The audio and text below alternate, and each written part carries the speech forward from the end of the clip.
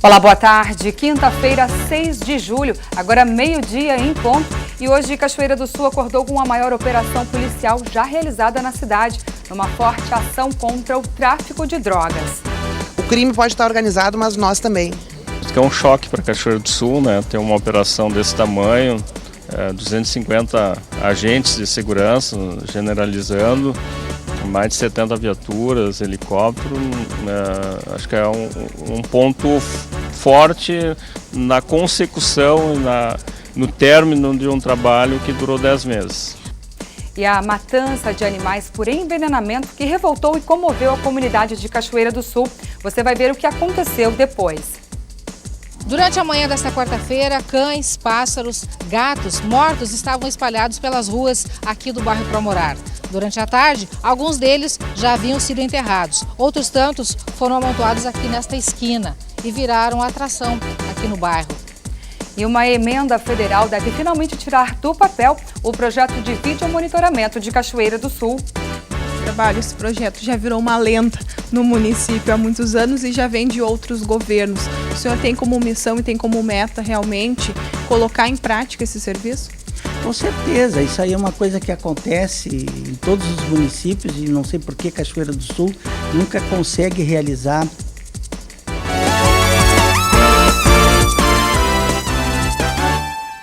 Agora, meio-dia e 1 pelo horário de Brasília. Lembrando que você interage com a gente pelo Facebook, facebook.com/TV Cachoeira. Entra lá no vídeo ao vivo de hoje e deixe sua mensagem. Daqui a pouquinho eu vou ler a sua interação. Foram lançados os editais para o programa de polos tecnológicos do Estado. O investimento chega a 16 milhões de reais. No Tecnopuc, um dos projetos aprovados no edital de 2014, usa a criatividade para testar na prática ideias e conceitos. Veja só. Uma ideia que sai da cabeça vira um protótipo na mão. Pelo menos é assim para quem usa o laboratório Free Zone do Tecnopuc, um lugar onde alunos, professores, pesquisadores e empresas podem testar conceitos e produtos. Para saber se aquilo que eles desenvolveram na primeira análise de produtos, de processos, realmente tinha futuro. Eles vêm para um espaço como esse, que é um espaço rico de equipamentos, softwares, equipamentos básicos como maquetaria, ferramentaria, mas impressoras 3D de várias potencialidades, e aí, na verdade, ele tem um espaço diferenciado. Isso é um ambiente relativamente único em ecossistemas como esse. E esse aqui ao lado é um exemplo de impressora 3D que fica no laboratório Free Zone. Lá dentro está sendo impressa uma peça de computador, com base no arquivo digital que a gente vê aqui no computador ao lado. Depois que essa peça ficar pronta, vai ser testada na prática. Em funcionamento desde novembro do ano passado, o Free Zone é um dos projetos financiados pelo governo do estado com o objetivo de desenvolver a ciência e a tecnologia gaúchas. Foram lançados novos editais do programa.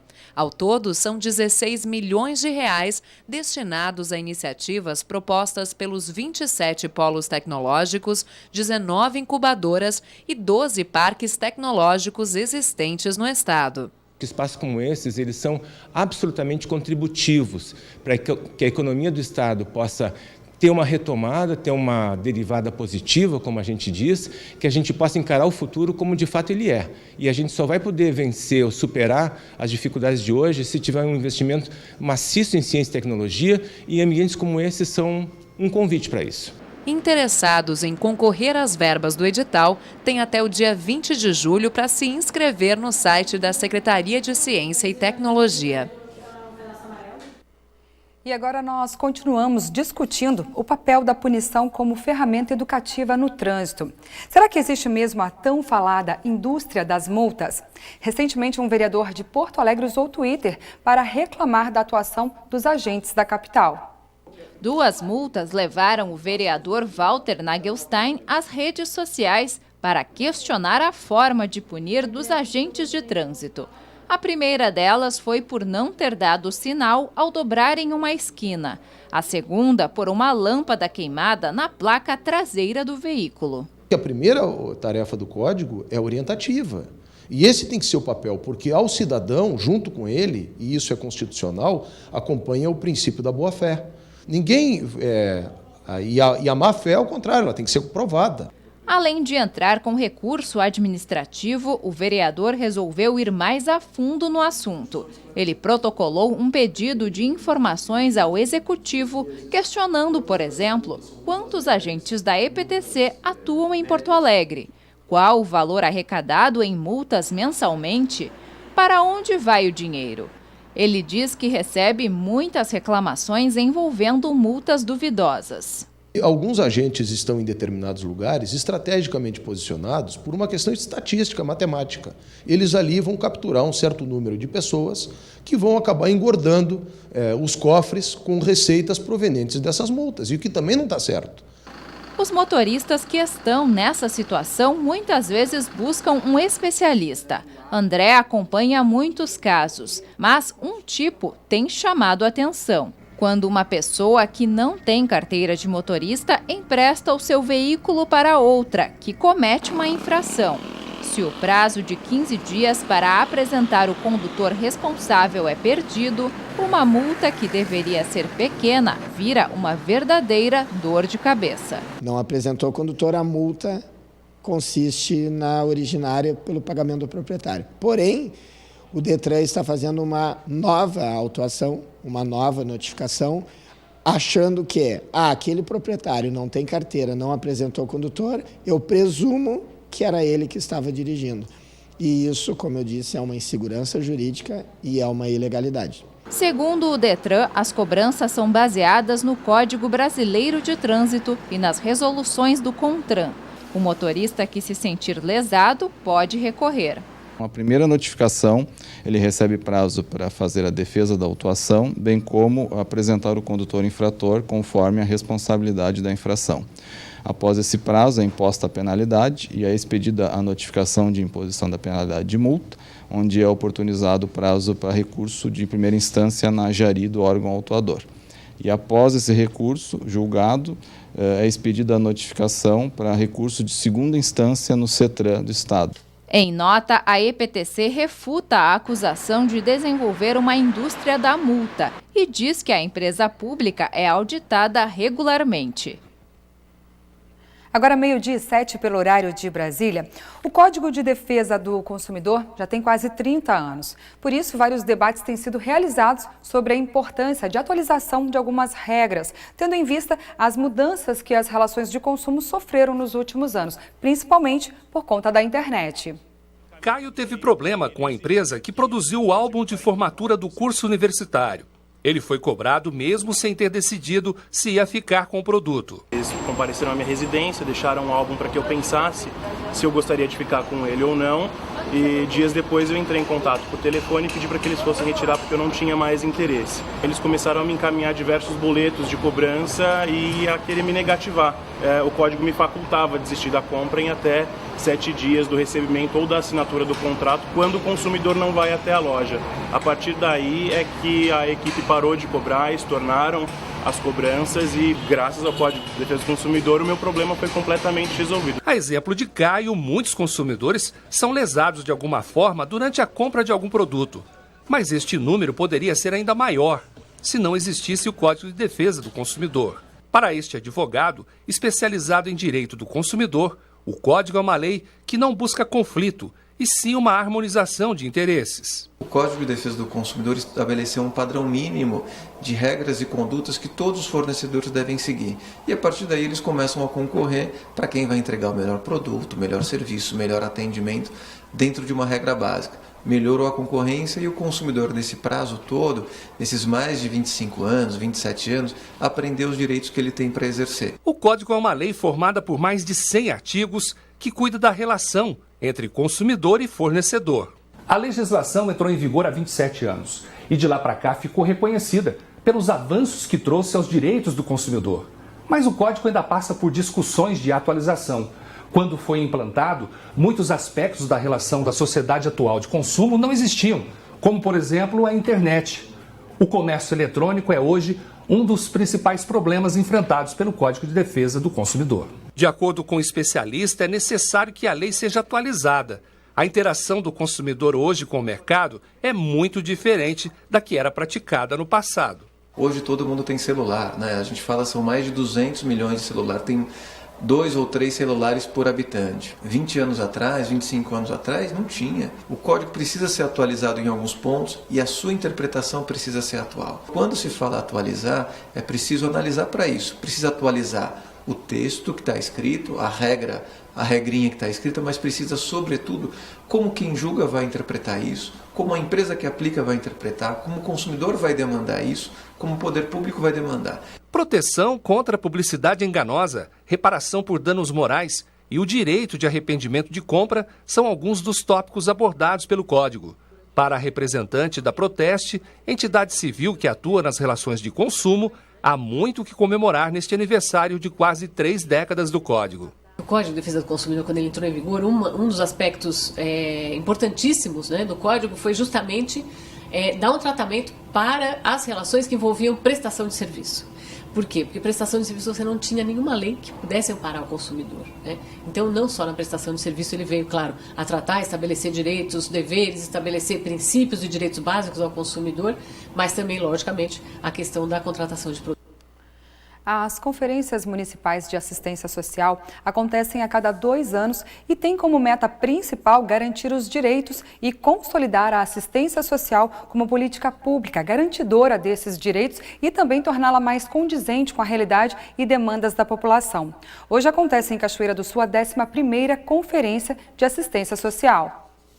Acontece hoje desde as 8 da manhã e se estenderá durante todo o dia a 11ª Conferência Municipal da Assistência Social aqui em Cachoeira do Sul. O tema, garantia dos direitos na defesa e fortalecimento do Sistema Único de Assistência Social. Para nos dar mais informações sobre este evento, vou conversar com o Sérgio dos Santos Júnior, ele que é presidente do Conselho Municipal de Assistência Social. Sérgio, que importância tem um evento como esse para a comunidade aqui de Cachoeira do Sul? Primeiro, obrigado. Em Cachoeira do Sul, a cada 2 anos, acontece a Conferência Municipal de Assistência Social. Nessa conferência, os usuários, os trabalhadores do Sistema Único de Assistência Social e também as entidades, elas se reúnem junto com o governo para discutir questões dentro da assistência social. E como a gente necessita e a assistência social ela transita dentro de outras políticas, como a educação e a saúde, onde tu precisa dessas informações para o acesso ao programa Bolsa Família, ou então assistência ao idoso, assistência à criança e ao adolescente, pessoas com deficiência. Dentre essas políticas, a assistência social está sempre junto. E este que é o grande momento em que nós estaremos discutindo as políticas da assistência social aqui para o nosso município. Com base na avaliação local, as diretrizes para a gestão e financiamento do Sistema Único da Assistência Social, reconhecendo a corresponsabilidade de cada ente federado. Eu converso nesse momento com a doutora Berenice Rojas Couto, graduada em Serviço Social. Doutora, que importância tem esse tipo de evento e a participação da comunidade ao ter consciência dos seus direitos? Veja, esse é o evento mais importante da assistência social. As conferências acontecem bianualmente e são para rever os programas que estão sendo realizados e para discutir uma perspectiva de que deveremos ter no município para responder às necessidades das pessoas que vivem nesse município. É fundamental a participação da comunidade para garantir que a gente possa discutir recursos públicos para que esses atendimentos sejam prestados. Sem participação popular a gente não consegue isso. Vivemos um momento muito difícil de retração de direitos, de retirada dos direitos. A PEC que congelou os gastos públicos por 20 anos tem uma incidência enorme no campo da política social e se a gente tem que lutar pelos direitos, esse espaço é o espaço privilegiado. Falta um pouco de informação, dispor mais esse tipo de informação ou falta mais a comunidade se achegar mais próximo das políticas sociais e ter a dimensão dos direitos que ela acaba muitas vezes não conquistando? Veja, faltam as duas coisas. falta informação. O direito no Brasil é uma coisa bastante precária. Na legislação de 88 é que ele aparece como direito à política social, né? É muito pouco tempo. E a população ela não tem sido convidada a participar. Então, esse momento agora que a gente tem representantes de usuários aqui na conferência, demonstra que a comunidade está fazendo este movimento. Direitos se conquistam e para conquistar nós temos que lutar. Precisamos ocupar os espaços, discutir esses direitos, discutir para onde vai a verba pública, como a gente consegue construir um sistema público de respostas às necessidades sociais e as duas coisas têm que ser feitas, a informação e o envolvimento da comunidade cada vez mais reconhecendo que o direito está garantido em lei, mas só a lei não basta, é preciso que a gente a reconheça e a cobre. A realização da conferência é de extrema importância para as comunidades. Trata-se de um espaço amplo e democrático de discussão e articulação coletivas em torno de propostas e estratégias de organização.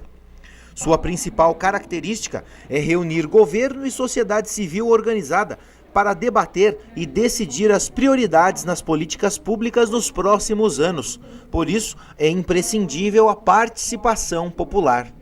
É importante a participação da comunidade em eventos como esse. A gente convida toda a comunidade para vir aqui e discutir. À tarde terão 4 eixos que serão discutidos dentro das nossas políticas, até para facilitar a conversa, e a partir das 16h30 será a eleição dos delegados. Então aqui, hoje é o momento em que o cidadão ele se torna o agente das suas políticas, das suas leis. A seguir, mais segurança para a Cachoeira do Sul. O projeto de videomonitoramento da cidade deve finalmente sair do papel. E precisamos mesmo, viu? Hoje a cidade acordou com uma forte ação contra o tráfico de drogas. O crime pode estar organizado, mas nós também. Isso é um choque para a Cachoeira do Sul, né? Ter uma operação desse tamanho, 250 agentes de segurança generalizando, mais de 70 viaturas, helicóptero, acho que é um ponto forte na consecução e no término de um trabalho que durou 10 meses. E falamos ainda da matança de animais que revoltou os cachoeirenses ontem. Durante a manhã desta quarta-feira, cães, pássaros, gatos mortos estavam espalhados pelas ruas aqui do bairro Promorar. Durante a tarde, alguns deles já haviam sido enterrados. Outros tantos foram amontoados aqui nesta esquina e viraram atração aqui no bairro.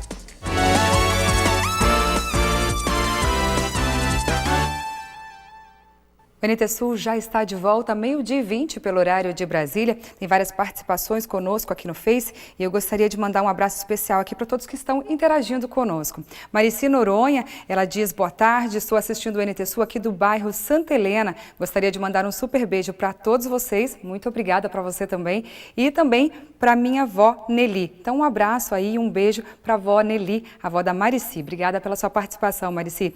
Pedro Paulo Fonseca está dando boa tarde para a gente. A Sabrina Barbosa e o Odair Machado também estão ligadinhos na gente aqui. Adriana Rodrigues, boa tarde, estamos juntinhos. Que bom, Adriana, obrigada pela sua companhia. Loreci Dutra também, sempre conosco. Rosane Cassol, parabéns a toda a equipe policial que deflagrou esta quadrilha ligada ao tráfico de drogas. Daqui a pouquinho você vai saber todos os detalhes desta operação aí, a maior operação da Polícia Federal feita aqui em Cachoeira do Sul, viu?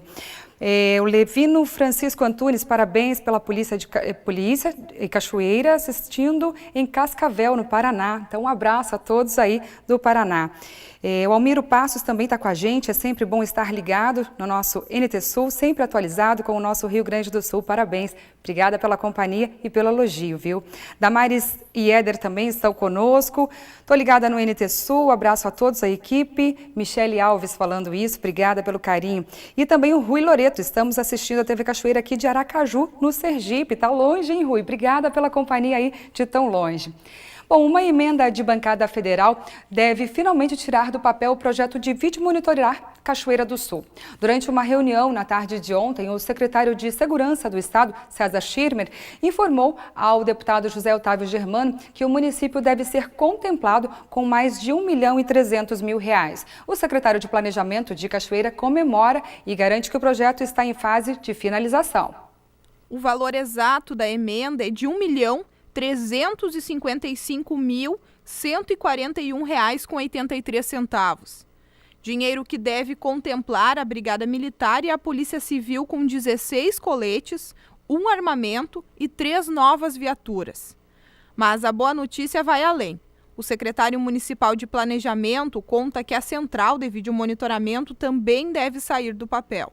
A emenda parlamentar que veio do deputado José Otávio Germano, que é de R$400 mil, ela está sendo concluída, né? A parte teórica dessa emenda que vem do governo federal. Dentre os obstáculos está, sim, a sala de operações, que é uma construção que vai ser feita pela comunidade, especialmente a classe empresarial, que vai fazer a sala, e a Secretaria do Planejamento vai fazer o layout, né, o projeto da sala e o layout, né, dos equipamentos que estarão lá, colocados lá dentro para realizar o vídeo monitoramento. Em que fase está o projeto? O projeto, nós temos essa emenda parlamentar que já está aprovada pelo governo federal e que depende desses ajustes que estão sendo feitos pela Secretaria do Planejamento para que nós possamos, então, ter a autorização de licitação, né? Quando nós tivermos com tudo pronto, inclusive vencendo a etapa de um convênio com a Brigada Militar, nós estaremos, então, aptos a fazer a licitação e daí, sim, quem sabe, implantar o monitoramento, vídeo monitoramento na nossa cidade. A conclusão para envio desse projeto deve levar ainda quanto tempo? A gente não tem um prazo estipulado para isso, mas a gente sabe que a licitação ela é um pouco demorada, então logo o projeto seja totalmente concluído e o governo federal autorize a licitação, daí nós vamos contar o prazo necessário para que esteja feito, então, a compra desses equipamentos. Nós acreditamos que até o final do ano nós teremos vídeo monitoramento em Cachoeira do Sul. O secretário não é o primeiro a fazer esta promessa. E numa discussão entre a minha secretária da Fazenda e o presidente da Câmara Municipal, o vereador Homero Tatti, chegou-se à conclusão de que a gente vai dar o pontapé inicial junto com as entidades para definitivamente concretizar esse projeto de vídeo monitoramento em Cachoeira do Sul. Na época, o vereador Daniel Tarasconi cobrava do Executivo Municipal mais agilidade no processo. Em 2013, no início do mandato, a gente já vem solicitando que haja essa ação em relação ao vídeo monitoramento no nosso município. Uma devolução de R$40 mil à Prefeitura foi anunciada em novembro do ano passado pelo ex-presidente da Câmara de Vereadores. Espero que a partir de agora isso realmente comece a andar rápido, porque o tempo é curto, está terminando o ano, esse recurso tem que ser utilizado até o final do ano. Esse trabalho, esse projeto já virou uma lenda no município há muitos anos e já vem de outros governos. O senhor tem como missão e tem como meta realmente colocar em prática esse serviço? Com certeza, isso aí é uma coisa que acontece em todos os municípios e não sei por que Cachoeira do Sul nunca consegue realizar esses trabalhos que é normal em outros municípios, né?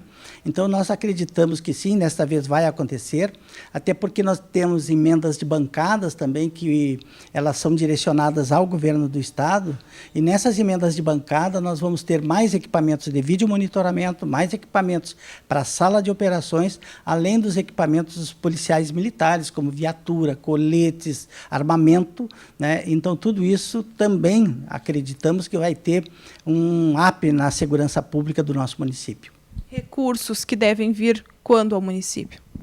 Estamos cumprindo a parte burocrática, né? Então, logo a parte burocrática esteja concluída, nós acreditamos que teremos sim a implantação desse serviço, que é importante, né? Para a eficiência da segurança pública no atendimento de ocorrências, na condução de determinados casos que acontecem no município e que nós não temos muitas vezes a quem recorrer. As câmeras vai ser um instrumento de muita utilidade para a solução dos casos que acontecem no nosso município, que afligem a segurança pública.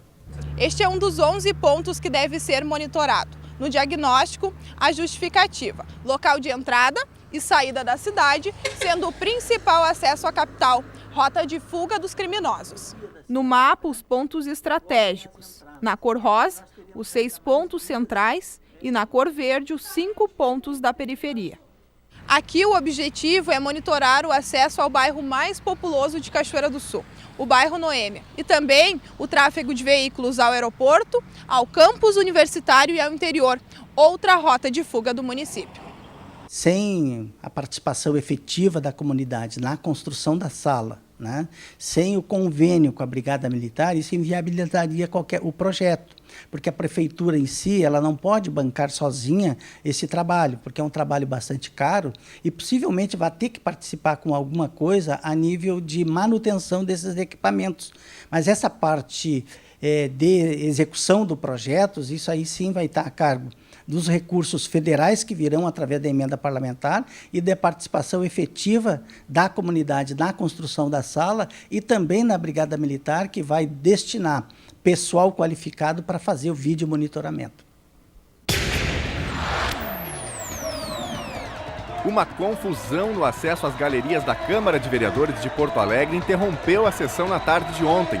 É que estava prevista a votação do projeto que aumenta a alíquota previdenciária na contribuição dos servidores municipais de 11% para 14%. A sessão foi tensa desde o início, quando parte dos servidores foram impedidos de entrar no plenário e tiveram de ficar no saguão. Sob protestos dos funcionários municipais, os trabalhos foram interrompidos 2 vezes, até que as portas fossem liberadas para quem estava do lado de fora.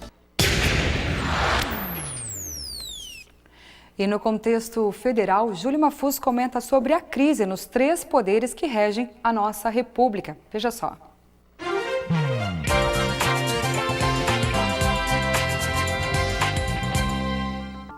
Olá, boa tarde.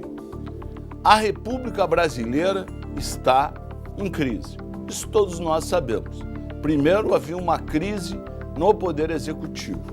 Depois, com a ascensão de Temer ao poder, percebemos que a crise está no Executivo e também no Legislativo. Mas hoje percebe-se que essa crise também atingiu o Judiciário. Na última sexta-feira tivemos 2 decisões impactantes. Não vou entrar aqui no mérito jurídico das mesmas, mas da forma de percepção dessas decisões para a sociedade. A primeira delas foi a devolução, entre aspas, digamos assim, do mandato de senador Aécio Neves, que estava afastado do exercício do cargo de senador. Ora, não muito tempo atrás, nós tivemos o mesmo caso envolvendo o senador Delcídio Amaral, que não só perdeu o mandato de senador, como acabou indo preso. Com Aécio, não aconteceu nada, ele esteve afastado 2, quase 3 semanas e teve o seu mandato devolvido.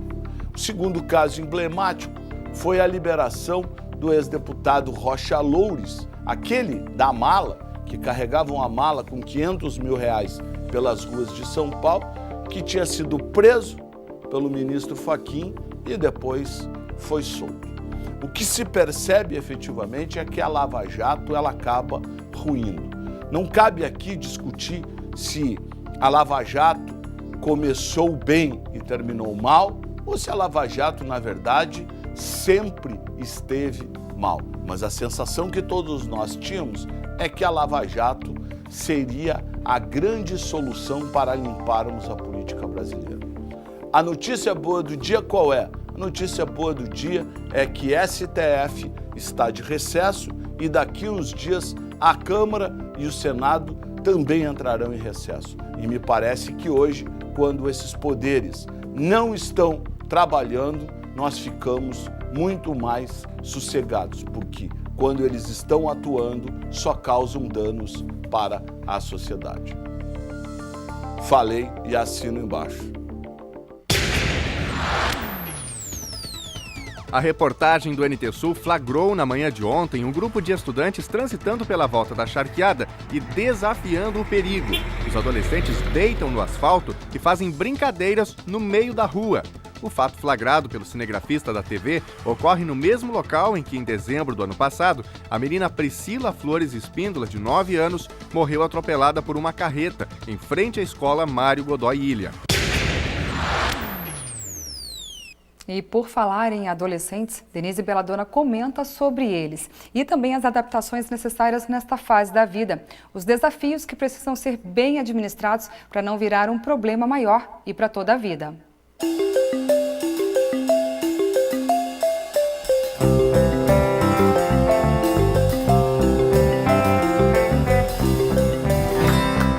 Boa tarde.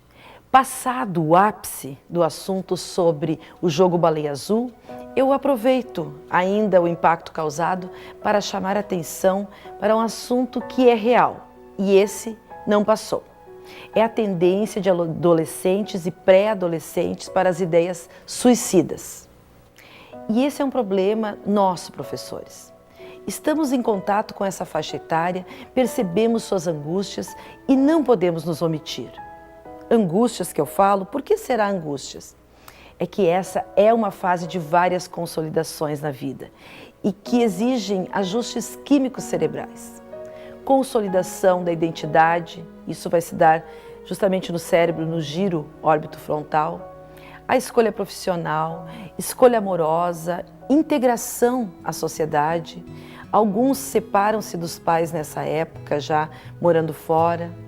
Tudo exigindo das formações cerebrais, que às vezes não estão prontas para dar o suporte. Fato que pode gerar no adolescente uma ideia depressiva de si mesmo. E quem é que está ali próximo e tem voz para ajudá-lo? Eu espero que você, professor. Espero que a escola tenha um momento para, em respeito a essa fase, deixar o adolescente expor suas angústias, que podem até parecer simplórias para um adulto, mas importante para eles. Se o professor valoriza as demandas emocionais, estará valorizando também e ajudando no cognitivo, que pode ser totalmente influenciado por elas. A situação suicídio tem um aspecto bem relevante que foi trazido há alguns anos pelo jornal O Globo.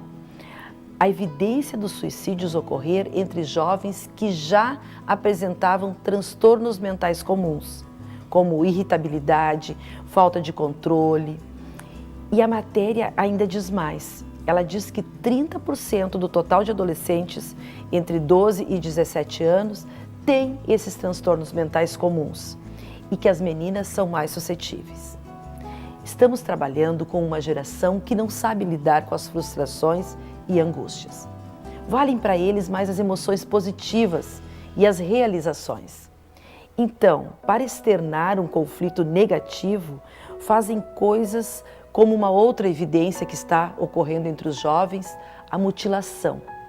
Desde 2013, a mutilação é considerada um transtorno mental.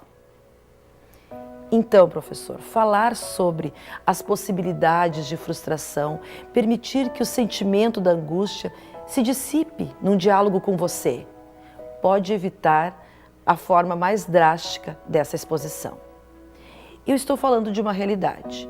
O próprio Ministério da Saúde revela que de 2002 até 2012 cresceu 40% a taxa de suicídios entre crianças e pré-adolescentes, dos 10 aos 14 anos, e 33,5% na faixa de 15 a 19 anos. Antes dos fatos, só a prevenção. E para isso não podemos ignorar as patologias que se envolvem nesses suicídios.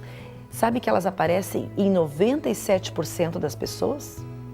97% tem histórico de depressão, impulsividade, agressividade, variação de humor, dependência química ou até a esquizofrenia. Outra forma de se esperar do professor, outro motivo para se esperar do professor, uma ação. Perceber esses sintomas e associar-se à família para tomar providências. Vincular-se ao adolescente, estar atento, discutir, dar uma visão otimista da vida, mostrar possibilidades de enfrentamento para as dificuldades. Outra coisa que podemos fazer é valorizar a família, a religiosidade, propor ocupações para esse adolescente e discussões sobre esses assuntos. Um cuidado que nós devemos ter. O jovem não deve ser inclinado a se manter perto ou assistindo internet voltada para o terror. A internet que traz a tristeza, a melancolia e a depreciação do corpo. Esta é perigosa, porque a mente desse adolescente está muito suscetível a se influenciar com isso. Preste também atenção para o que você ouve desses adolescentes. Alguns chavões são preocupantes. Eu preferi estar morto, eu não posso fazer nada, eu não aguento mais, eu sou um perdedor, os outros serão mais felizes sem mim. Essas frases são sinais de alerta. E eu encerro aqui o meu comentário apelando a você, professor, nas palavras do mestre em psicologia, Diego Alexandre. Preste atenção que a construção de um sentimento é articulada dentro de um espaço social. E eu sou responsável por aqueles que passam por mim. Então, até o nosso próximo encontro.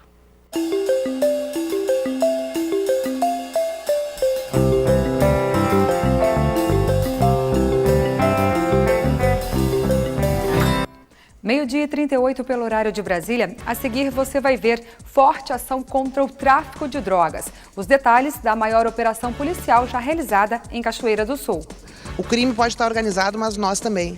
Isso é um choque para Cachoeira do Sul, né? Ter uma operação desse tamanho, 250 agentes de segurança generalizando, mais de 70 viaturas, helicóptero, acho que é um ponto forte na consecução e no término de um trabalho que durou 10 meses. E a matança de animais por envenenamento que revoltou a cidade ontem. Você vai ver o que aconteceu depois. Durante a manhã desta quarta-feira, cães, pássaros, gatos mortos estavam espalhados pelas ruas aqui do bairro Promorar. Durante a tarde, alguns deles já haviam sido enterrados. Outros tantos foram amontoados aqui nesta esquina e viraram atração aqui no bairro.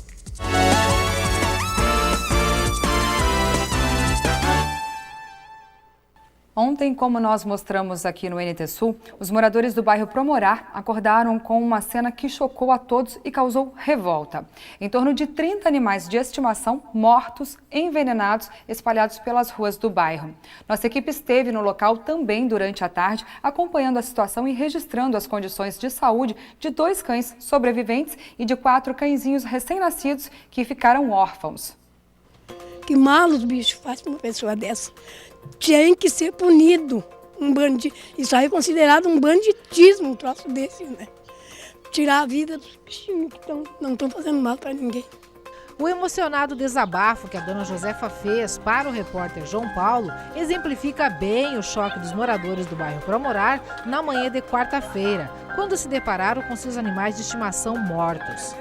A contabilidade não é oficial, mas a projeção é de que em torno de 30 cães e gatos tenham sido envenenados, sem contar os vários pássaros.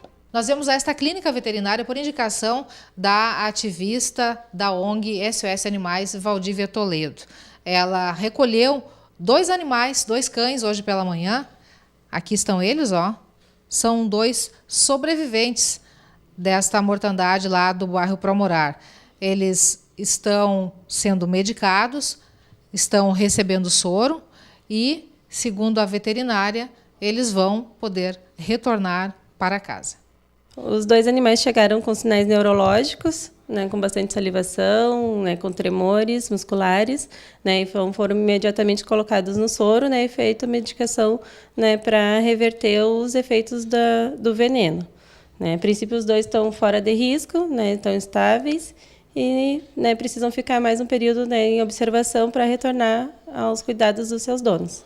Durante a manhã desta quarta-feira, cães, pássaros, gatos mortos estavam espalhados pelas ruas aqui do bairro Promorar. Durante a tarde, alguns deles já haviam sido enterrados. Outros tantos foram amontoados aqui nesta esquina e viraram atração aqui no bairro. Isso até que, no final da tarde, a Secretaria Municipal do Meio Ambiente viesse recolhê-los. Os próprios moradores empilharam os animais em um só local, esperando o recolhimento por parte da prefeitura. Na pilha de corpos, chamava a atenção o grande número de pássaros mortos. No meio da tarde, uma equipe da Secretaria do Meio Ambiente compareceu ao local, prometendo a remoção dos animais para o Departamento de Vigilância Ambiental e posterior descarte pelo Serviço Terceirizado de Descarte de Resíduos em Saúde. O veterinário Diego Cardoso, após uma análise preliminar, já teve uma certeza. Aqui não tem dúvida que foi um caso de envenenamento. O que a gente não pode dizer qual tipo de veneno que foi utilizado, né? Isso só com uma análise do próprio veneno ou do conteúdo do estômago dos animais e coisas assim. Mas dúvidas quanto a se foi envenenamento ou não tem, né? Certamente. Aqui eu acredito que tenha sido estricnina ou até o famoso chumbinho, porque foi muito rápido, né? Tem alguns venenos, tipo venenos de lesma, que ele tem um curso mais crônico, assim, tu consegue ter um tempo maior de conseguir atender o animal. Mas nesse caso aqui, pelo que eu vi, foi da noite por dia, né? Eu não sei que horas que eles ingeriram, mas o pessoal estava até relatando que os passarinhos comeram e logo já morreram, né? Então foi bem complicado. O fiscal ambiental Alisson Boink passou boa parte do tempo ao telefone, em contato com a promotora de justiça, Débora Becker, e a Polícia Civil. Ciente do caso, o Ministério Público solicitou ao grupo relatório completo da situação. Já o titular da 2ª Delegacia de Polícia, delegado João Gabriel, disse que está levantando dados e tomando ciência do caso, ainda que nenhuma ocorrência tenha sido registrada até o final da tarde. O grupo da Secretaria do Meio Ambiente colocou como metas de trabalho delimitar o perímetro em que os animais apareceram mortos e focar na descoberta do tipo de veneno usado na matança. A Secretaria está tentando coletar dados aqui da região e tentando otimizar esses dados para ver até onde a gente vai conseguir chegar. A gente vai tentar chegar na substância causadora para ver quem comercializa isso, de onde é que vem isso, para tentar chegar até o infrator. O foco agora é descobrir qual o tipo de veneno que foi aplicado. Sim, de acordo com o médico veterinário, a gente precisa descobrir qual foi o causador, o agente causador, para depois a gente tentar alimentar a Polícia Civil para eles concluírem ou começarem as investigações. O Ministério Público também está acompanhando a situação? Sim, de perto. E em meio a tudo isso, uma situação. Há 12 dias, a cadela negrinha ganhou 4 filhotinhos. Esses aqui, ó. Ela morreu envenenada também e os filhotinhos ficaram órfãos. Desde o início da manhã desta quarta-feira, a dona deles, a Márcia, tenta com uma seringa dar leite para os filhotinhos. Só que a tentativa é infrutífera. Agora eles estão dormindo, mas geralmente, na maior parte do tempo, eles ficam gritando de fome. Por enquanto eles estão quietinhos, que eu tentei amamentá-los com uma seringa. Mas geralmente, durante a maioria da parte do tempo, eles estão chorando de fome. Porque ela ficava com eles e agora não tem mais ela. E qual é a tua ideia? O que tu pretende para resolver essa situação? Eu queria ver se conseguia uma nova mãe para eles, para adotá-los, para amamentá-los eles. Porque eu tentei dar com a seringa, mas não consegui. Aí eu queria ver se eu conseguia uma mãe para eles, uma mãe adotiva. Que tu também vai adotar? Sim. Nossa conversa com a Márcia atraiu a atenção do diretor da Secretaria do Meio Ambiente, Alexander. Eu vi tu fotografando ali, o que tu pretende, que tipo de encaminhamento para essa situação? Nós vamos ver se a gente consegue uma cachorrinha, né, uma cadela que esteja amamentando no SEMPRA, para a gente ver se consegue enxertar, vamos dizer assim, os cachorros para ver se não perde, né? Ainda mais que a família tem interesse nos cãezinhos, né? Então a gente vai tentar ver se consegue uma cadela para poder amamentar os filhotinhos. Será também uma nova adoção? Será uma nova adoção. Hoje, Cachoeira do Sul acordou com a maior operação policial já realizada na cidade, envolvendo mais de 250 agentes policiais e do Ministério Público, numa forte ação contra o tráfico de drogas. Dados preliminares indicam uma movimentação de até R$50 mil por semana aqui na cidade em ações do tráfico.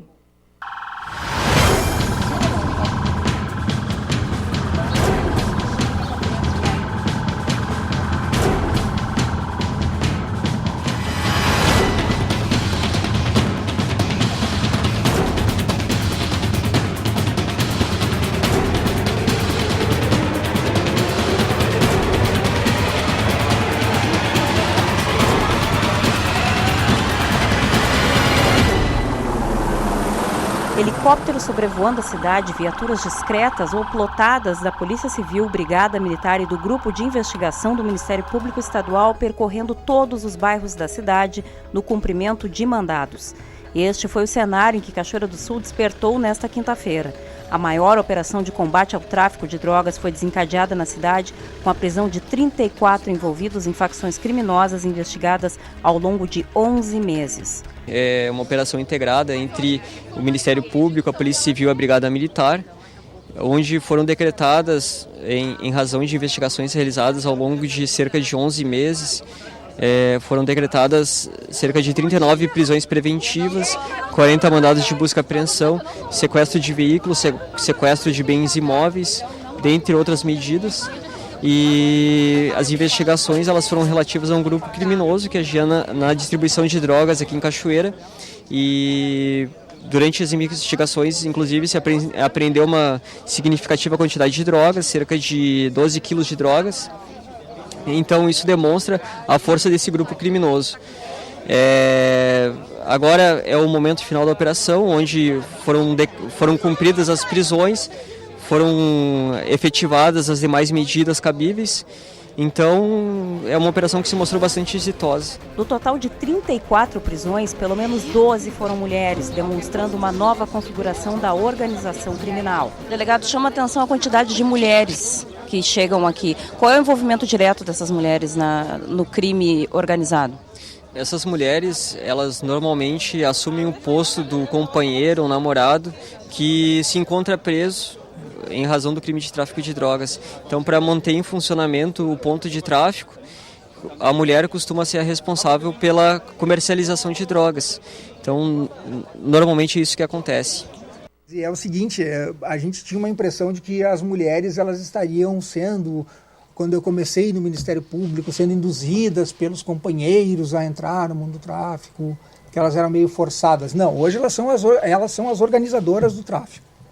Elas cortam a droga, elas armazenam o dinheiro, elas controlam a contabilidade, elas dão as ordens para os aviãozinhos ou eventualmente... são as donas, exatamente, delegado. São as bebês ferreiras. Elas têm uma força muito maior do que a gente imagina que elas têm. Promotora Jane Saad, as investigações que conduziram ao envolvimento de um policial militar nessa facção partiram de Cachoeira do Sul? Como é que se formou essa tese e se confirmou?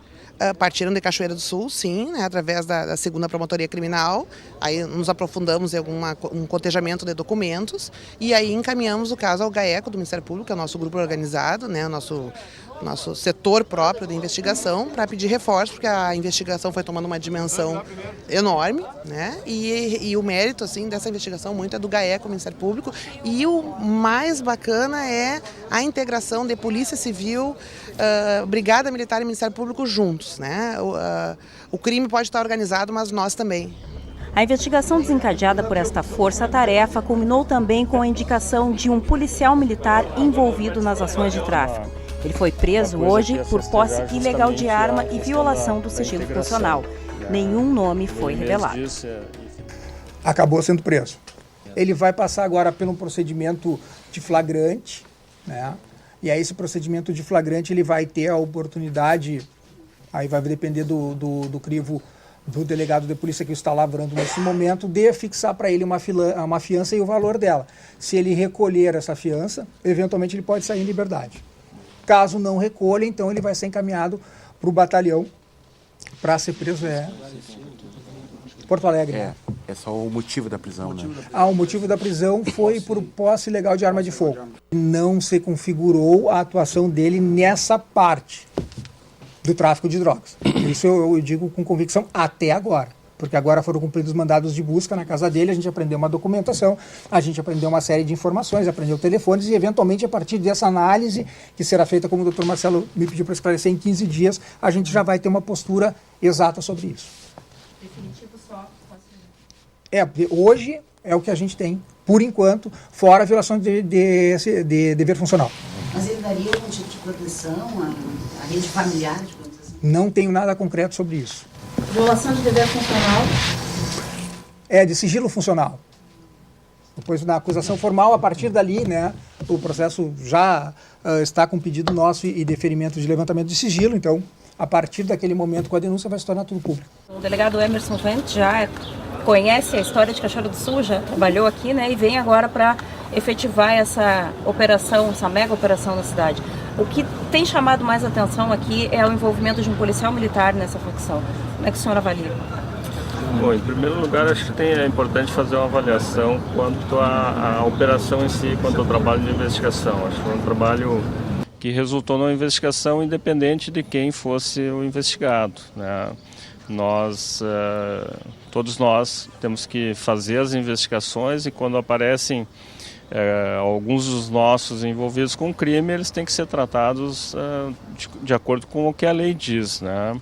Então, por isso, o tratamento, a Corregedoria da Brigada Militar participou da operação justamente para ter a transparência de todo o processo investigativo e ter o resguardo, inclusive, das questões funcionais relativas à atuação dele como policial militar. Mas eu acho extremamente importante salientar isso, né? Que é uma investigação e que apontou e que, independente de quem esteja sendo alvo, deva ser investigado, deva ser tratado como um investigado. Essa é uma resposta forte da polícia a essa ação que movimentava um valor altíssimo em drogas aqui em Cachoeira do Sul. Sim, acredito que sim. Eu acredito que é um choque para Cachoeira do Sul, né? Ter uma operação desse tamanho. 250 agentes de segurança, generalizando, mais de 70 viaturas, helicóptero, acho que é um ponto forte na consecução e no término de um trabalho que durou 10 meses. A gente sabe que existe uma superlotação no presídio aqui com esse volume de prisões hoje. Todos vão ficar retidos aqui na penitenciária estadual de Cachoeira do Sul ou serão removidos para outras penitenciárias? A ideia nossa é encaminhar aqui para o presídio em Cachoeira do Sul e a questão do remanejo de presos aqui da cidade devido à superlotação, daí vai caber a SUSEP verificar se vai ser necessária alguma providência nesse sentido. E amanhã você confere como o crime se organizava em detalhes aqui em Cachoeira do Sul. O gerenciamento do tráfico incluía até a assinatura de carteiras de trabalho. Eles têm digamos, uma forma de atuar até bastante pitoresca, que é isso. Eles, ou os membros da organização assinavam carteira de trabalho como funcionários autônomos e recolhiam o INSS, e quem recolhia o INSS, segundo alguns dados que a gente tem, seria a própria organização. Você confere então a reportagem completa amanhã ao meio-dia aqui no NT Sul e também todas as atualizações sobre a operação Vira Casaca no nosso site novotempo.com/NT Sul. Nós ficamos por aqui, uma ótima tarde para você. Tchau!